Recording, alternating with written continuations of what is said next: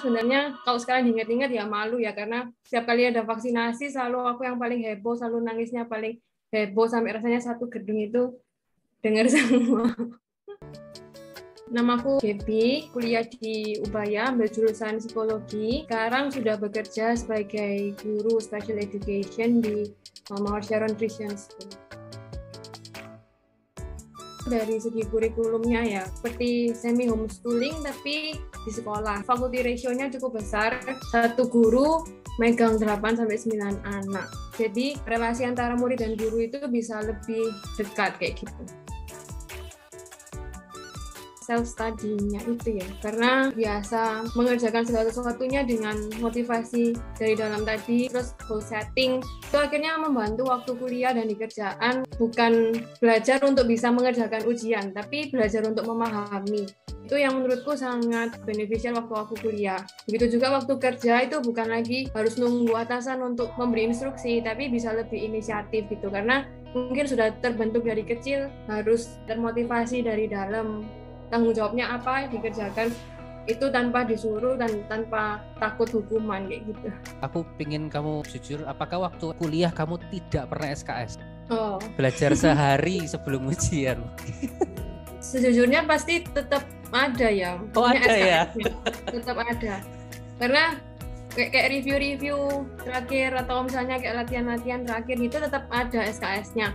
Cuman ketika belajar misalnya di kelas itu benar-benar perhatiin gurunya, terus bisa baca-baca buku textbooknya. Menurutku itu sesuatu yang apa ya, bisa dibilang waktu aku perhatikan teman-teman kelasku itu mereka bukan yang mau baca bukunya gitu loh, jadi ya dengarkan dari dosen. Mungkin karena terbiasa dengan sistem pendidikan yang mendengarkan dari guru, jadi akhirnya ya menunggu gurunya menjelaskan gitu. Oh oke. Jadi sebetulnya di detik-detik akhir menjelang ujian tetap ada effort khusus gitu yang ngebut-ngebut kayak gimana. Tapi yang beda utamanya adalah dalam proses yang tanpa ancaman sehari-harinya itu ya, kamu lebih dalam tanda kutip niat belajar dibandingkan beberapa teman yang lain gitu ya. Iya, lebih interested dengan baca bukunya gitu. Muridnya kok sedikit ya, pergaulan anaknya nanti gimana? Itu yang sering kali aku dengar sih dari calon orang tua yang tanya-tanya tentang Flying Kristus.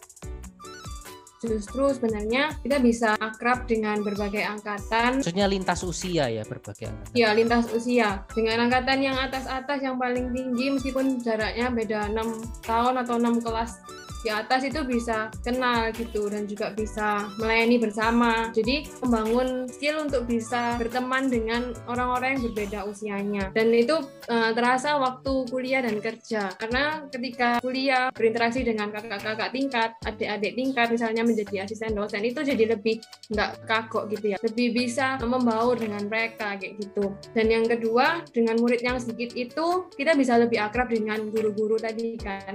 Jadi akhirnya kayak tidak punya apa ya, bukannya tidak hormat, tapi yang aku rasakan di Flying Kristus itu jadi nggak takut ketika berbicara dengan guru, ketika bertanya, ketika menyampaikan ide itu nggak takut. Itu aku rasakan manfaatnya ketika masuk kerja, jadi berani menyapa atasan, menyapa leader, maksudnya berani berinisiatif, bertanya kepada leader gitu. Aku rasa itu juga berdampak ketika nanti kamu jadi leader juga ya, perlakuan kita juga akan beda ke tim. Secara jujur pasti Flying Kristus bukan sekolah yang sempurna, yang semuanya perfect gitu ya. Tapi ada banyak plus poinnya yang menurutku bisa bermanfaat secara jangka panjang, di mana kita diajarkan bukan mengejar nilai, tapi menikmati proses dan menghargai setiap proses yang ada. Itu menurutku akan berdampak secara jangka panjang. Dengan metode pembelajaran yang self-study dan lain sebagainya, itu bakal membangun fondasi yang kuat dalam perkembangan anak-anak yang ada di Flying Kristus.